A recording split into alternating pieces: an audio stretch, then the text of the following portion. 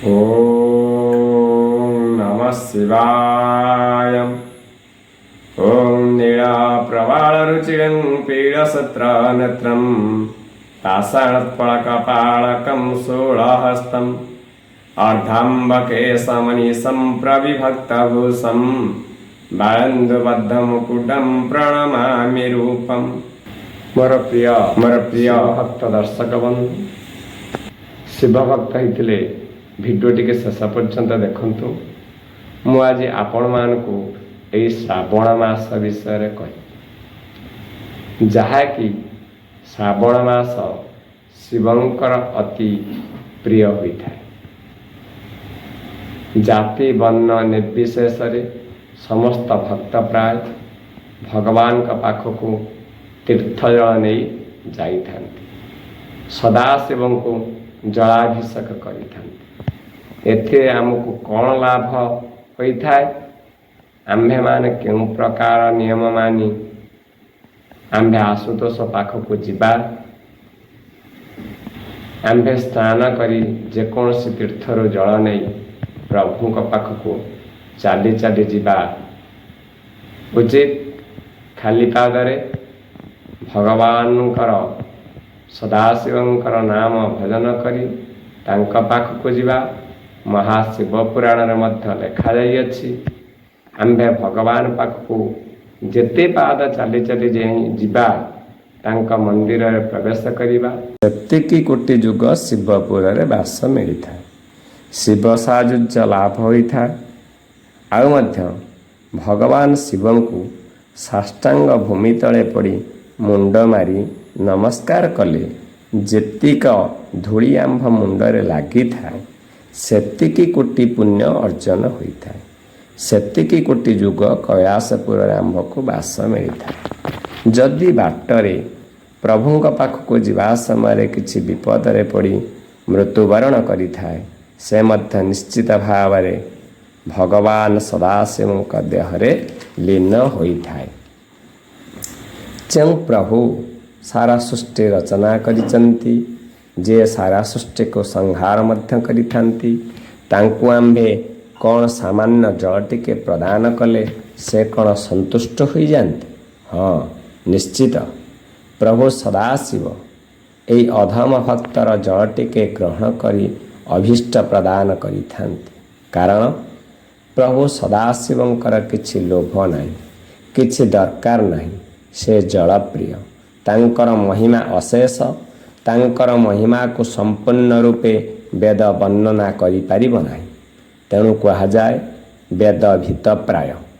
जे कि आत्मा राम जो प्रभुंकर बाहना होछि गोटे बुढ़ा षंढ, जो प्रभु वृषराज उपरे उपवेशन करती, जहाँकर प्रधान सर्पगण तांकर आभरण, जो प्रभु श्मशान रे वास करिथांती, जो प्रभु चिताभस्म देहरे लेपन करती, मनुष्यर मुंड गुड़िक जे कि हार करी नाईथांती, जे कि लाउ थाल धरी जोगी वेश रे विचरण करिथांती, जाको जटाहारी कहती, जे व्याघ्र चर्म पिंधि थांती, उत्तरीय पाई जे गज चर्म परिधान करिथांती, जे कि विषपान करती, जे कि सर्प विषपान करी कंठ तांकर नीलकंठ हो जाइछि, जे दुर्दुरा गंजाई पान करिथांती एवं ध्यानकालीन पाई तांकर आवश्यक काष्ठदंड विशेष, जहाँकर अस्त्र होछि परशु। ए सब विषय चिंता करी सबकिछि अमंगल परी आंभको जना पड़ी थाए। इंद्रादि देवता मानकर जो सब संपत्ति अच्छी आशुतोषंकर भ्रू निक्षेप मात्रे जात होता है, तथापि ए सब संपत्ति सदाशिव चित्त को आकर्षण करि पारे नहीं। पात्र निमित्त जहाँकर दरकार हुए नर कपाल, जो प्रभुंकर ज्योतिर्लिंग जलान्नवरे दृश्यमान होइथिला, एही तेजमय ऐश्वर्य को जानिया पाई चेष्टा करी ब्रह्मा ज्योतिर्लिंगर ऊर्ध्वभाग को जाइथिले, नारायण ज्योतिर्लिंगर अधभाग को जाइथिले, जहाँकि एही लिंगर किछि अंत पाई नथिले। एही लिंगर आरंभ ଓ ଶେଷ ବ୍ରହ୍ମା ଓ ନାରାୟଣ ମଧ୍ୟ ଜାଣିବାରେ ବିଫଳ ହୋଇଥିଲେ। ବ୍ରହ୍ମଠାରୁ କୀଟ ଯାଏଁ ଚରାଚର ଲୋକ ମହାପ୍ରଳୟରେ ପଡ଼ି ଯେତେବେଳେ ମରିଥାନ୍ତି, ସେହି କାଳରେ ଏକା ତ୍ରିଲୋଚନ ବାସ କରିଥାନ୍ତି। ସକଳ ଜଗତ ଶ୍ମଶାନ ପାଲଟି ଯାଇଥାଏ। ସେଥିପାଇଁ ଶିବ ଶ୍ମଶାନରେ ବାସ କରିଥାନ୍ତି। ସମଗ୍ର ଜଗତକୁ ଯେଉଁ ସର୍ପ ଶେଷ କରିଥାଏ, ସେହି ସର୍ପକୁ ହାର କରିଛନ୍ତି। ତେଣୁ ତାହାକୁ ସର୍ପଭୂଷଣ କୁହାଯାଏ। ପ୍ରଳୟ କାଳରେ ସବୁ ସୃଷ୍ଟି ଯେତେବେଳେ ପୋଡ଼ି ହୋଇଯାଇଥାଏ, ସେହି ଚିତାଭସ୍ମକୁ ଦେହରେ ଶିବ ଲେପି ହୋଇଥାନ୍ତି। ମନୁଷ୍ୟ ମୃତ୍ୟୁ ପରେ ସମସ୍ତେ ରାମ ନାମ ପକାଇ ଶ୍ମଶାନକୁ ବୋହି ନେଇ ପୋଡ଼ି ଦେଇଥାନ୍ତି। ଶିବ ଆନନ୍ଦରେ କହିଥାନ୍ତି, ଆହା, କେତେ ରାମ ନାମ ଧରି ଏଇ ମନୁଷ୍ୟ ଶୋଇପଡ଼ିଅଛି।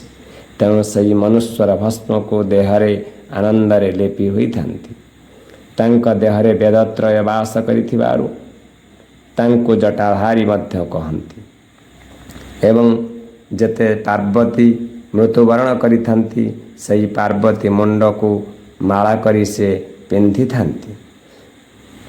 ସବୁ ମାନବ ଶିବଙ୍କ ଭକ୍ତ ହୋଇ ନପାରେ। ମାନବ କୋଟି ଜନ୍ମ ପୁଣ୍ୟ ଫଳରେ ଏ ଜନ୍ମରେ ଶିବଙ୍କ ଭକ୍ତ ହୋଇପାରେ।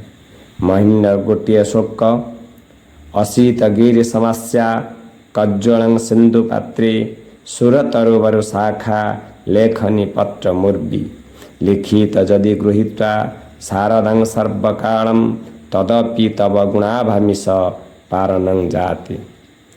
ବଡ଼ ପର୍ବତକୁ ଯଦି କାଳି କରାଯାଏ, ସମୁଦ୍ରକୁ ଯଦି କାଳି ଦୁଆତ କରାଯାଏ, କଳ୍ପବୃକ୍ଷର ଶାଖାକୁ ଯଦି କଲମ କରାଯାଏ, ସାରା ପୃଥିବୀକି ଯଦି କାଗଜ କରାଯାଏ, ମା ସରସ୍ୱତୀ ଯଦି ଦିନରାତି ବସି ପ୍ରଭୁଙ୍କର ଗୁଣ ଗାନ କରନ୍ତି ବା ଲେଖନ୍ତି, ତେବେ ସରିବ ନାହିଁ।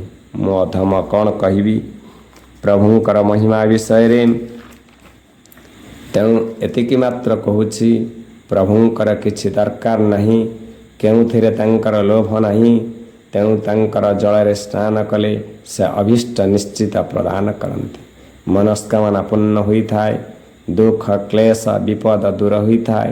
ଶେଷରେ ତାଙ୍କୁ କୈଳାସପୁରରେ ବାସ ହୋଇଥାଏ। ଯେଉଁ ଭକ୍ତ ଏହି ପ୍ରଭୁଙ୍କ କଥା ମଧ୍ୟ ଶୁଣିଥାଏ, ସେ ପରମ ଗତି ପାଇଥାଏ, ପ୍ରଭୁ କୃପା ମିଳିଥାଏ। ଆଉ କିଛି ପ୍ରଭୁଙ୍କ ସଦାଶିବଙ୍କର କଥା ମୁଁ ପରବର୍ତ୍ତୀ ଭିଡ଼ିଓରେ କହିବି। ଭିଡ଼ିଓଟିକେ ସବସ୍କ୍ରାଇବ୍, ସେୟାର, ଲାଇକ୍ କରନ୍ତୁ। କମେଣ୍ଟ ବକ୍ସରେ ଓଁ ନମଃ ଶିବାୟ ଲେଖନ୍ତୁ।